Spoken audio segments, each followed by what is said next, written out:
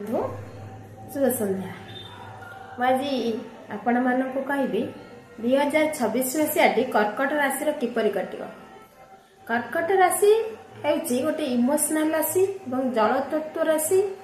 एमाने एही राशि माने बहुत इमोशनल थांती एवं समस्त मनर कथा को पढ़ी पारती आ जुआड़े जाती घर बनै दियंती समस्त को देखले दुख को सी निज कथा भूली दुख को दुख बोली भावती।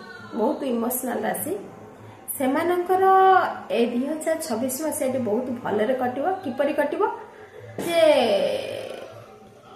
बहुत शुभ मांगलिक कार्य पैसा खर्च हो, विवाह न होतिले विवाह हो, प्रमोशन हबो एवं घर न बनैथिले घर बनैबे और बहुत तीर्थ यात्रा करिवे, बहुत ठाकुर स्थान को जिवे, बहुत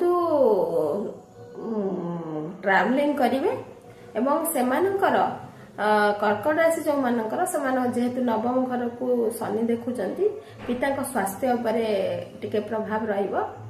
से लोक जहाँ को पैसा दौरान देखी चाहिए दिंतु देखिए एवं आपण माने शुभ मांगलिक कार्य हम बहुत खर्च करेंगे।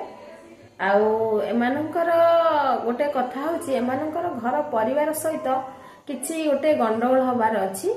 आमानकर कौन हूँ ना गोटे घर किए माने वयस्क लोक बहुत सीरीयस होबार अच्छी। एम स्वास्थ्य को निज स्वास्थ्य जगंतु जेहेतु बृहस्पति उच्च को आसुच्च निज राशि की आसुच्च मोटा हो संभावना। आपण जिम जातु एवं बहुत ये करंतु जिम जातु एक्सरसाइज करंतु निजर पेटर ध्यान देखंतु शरीर ध्यान रखंतु एवं गाइनिंग प्रॉब्लम हबार अछि ताकू मध्य ध्यान रखंतु एवं पैसा को देखि चाहि खर्च करंतु।